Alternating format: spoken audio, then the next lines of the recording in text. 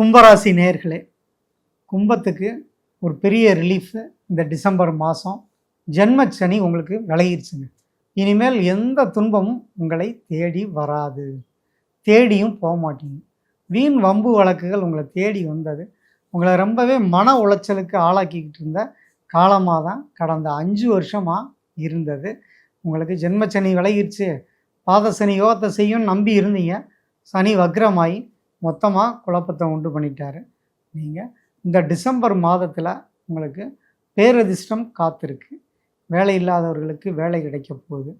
புதிதாக வேலை தேடுபவர்களுக்கு உங்களுக்கு நீங்களே எதிர்பாராத ஒரு நல்ல இடத்துல வேலை கிடைக்கும். சம்பள உயர்வு கிடைக்கும். பணிச்சுமை போய் பதவி உயர்வு கிடைக்கக்கூடிய அற்புதமான காலம்.